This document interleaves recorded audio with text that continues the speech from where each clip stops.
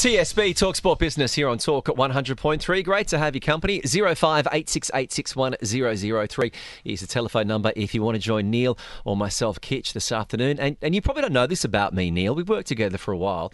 But every time I turn on the microphone, just before I do, I say to myself, come on, you rooster. I just got to try and, warm myself up and just try and get myself going. And the reason I do that is because one of Australia's best cricketers, Marcus Stonis, has a habit of doing that. Now he's here in the UAE where he's playing with the Sharjah Warriors, and he's only just landed, and he's made the time to join us via Zoom. Marcus, thank you very much for joining us. No, thanks for having me, guys. Me roosters. Yeah. So tell us about this. Kitch has been, telling us about the rooster thing. Tell us, how does it all happen? What do you tell yourself when you're going out to bat, or probably when you've just missed an opportunity to hit that big one? No,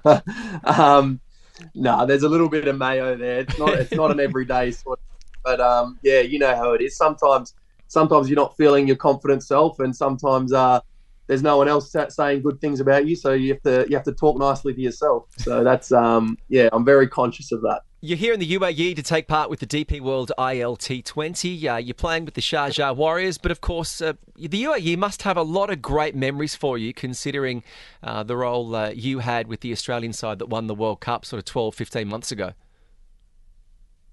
Yeah, it is. It is nice to be back here. There are great memories. Going to be playing at the same grounds that we played the World Cup on and all that sort of stuff. So it's exciting to be here, exciting to be back. And yeah, the memories have come back, and seeing the golf courses and all that sort of stuff as well is nice. Now, which golf course did you perform the best on? Oh, we played the Earth course, which was really nice. And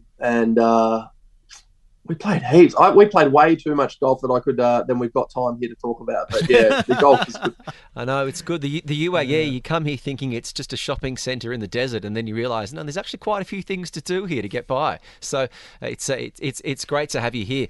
Neil's worked in commentary and coaching for a long time in cricket, and we've sort of looked at your career and we're amazed by it. How hard is it to just come into not only a team halfway through a season, but a brand new franchise halfway through a season? Yeah, it is one of the challenges. It is, but I mean, as an experienced player now, it's my job to come in and bring the attitude that I bring to everywhere, and compete, and to get to know the players, and hopefully put some performances on to get us a few wins and get us into the finals. But yeah, when you break it down, it doesn't really change too much. You bring your attitude, and you try to include as many people as you can, and you build an atmosphere in a group. Cricket has changed in all these years from the time when we used to watch, now countries going out and playing an ODI series or a test series. Then it went on to be in a special edition of the T20 series. Now, with franchise leagues, literally there are players who are living out of a suitcase. One of your teammates, Tim David, travels the world literally on a backpack. Do you think this could be the future of cricket, where, countries would be playing lesser amount of cricket, but there'll be a lot of franchise cricket that cricketers would be focusing on? Yeah, I think so. I think the time's nearly already here at the moment. When you see how much is popping up and how many opportunities there are, there's so many tournaments around the world. Every country has their own tournament, and they're getting better and better and stronger. Players are getting better and being more adaptive, and new skills are coming out. So, yeah, I think it is heading that way. Like you said, Timmy David, I don't know how many games he played last year, but I think it was something ridiculous. Like, it was over 120, I think. So when you think about that, it's one every 3 days nearly. So, yeah, it is busy. But it's a great opportunity and a great time to be a cricketer. Well, one of the best things that I think about playing in a league like the UAE, the three grounds are all pretty close together. There's not too much travelling like you do in Australia, where you're constantly at airports and travelling through, which makes it quite attractive to come here. What is it about the grounds and the pitches that make you want to come back here and play, Marnus, that suit your game?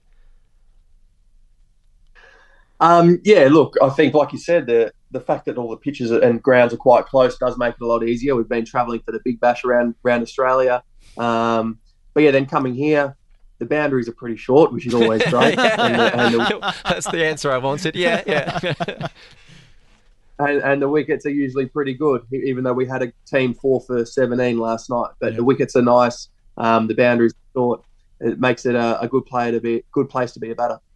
Yeah, I mean, this place, we've seen so many fantastic cricket matches over the years, be it at Sharjah, your home ground, for the franchise. But tell me something, in this format, in this franchise league, the big difference is that there are a bunch of international players and 2 domestic players, right? 2 UAE players, 9 international players, as compared to any other leagues in the world.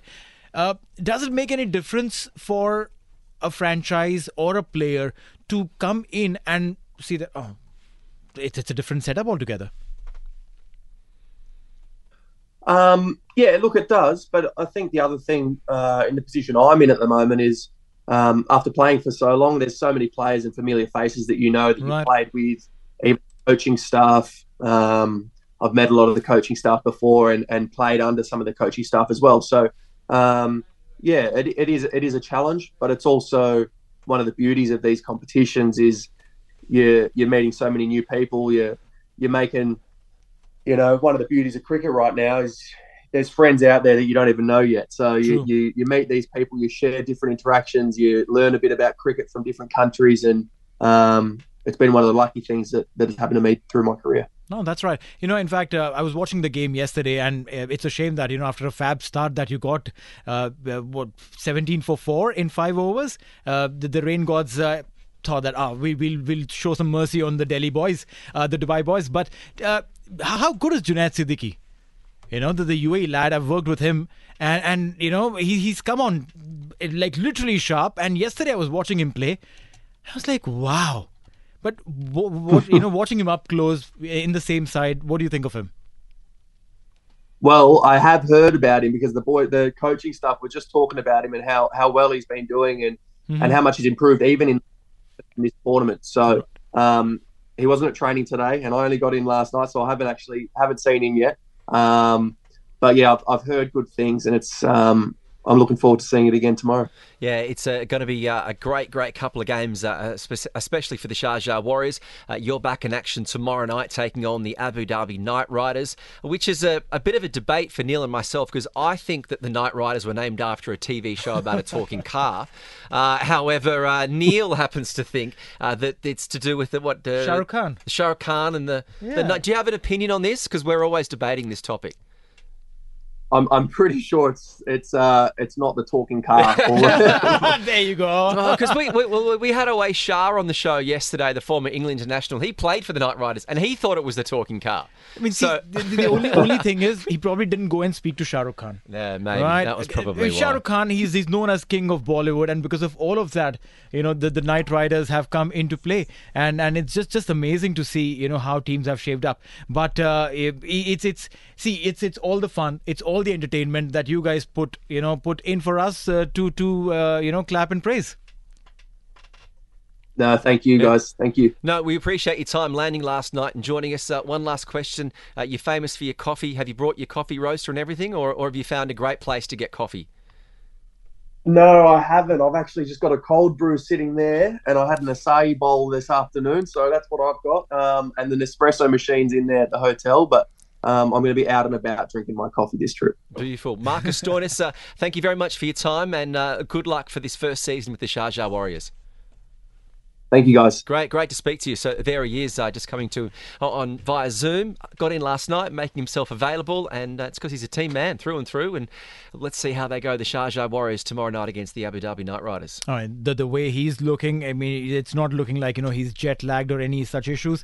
I'm sure he'll be up and ready to show his guns and show some firepower. And if you do want to go see the Sharjah Warriors, we've got 4 more tickets. These can be yours. 0586861003. What's the true or false question this hour, Neil?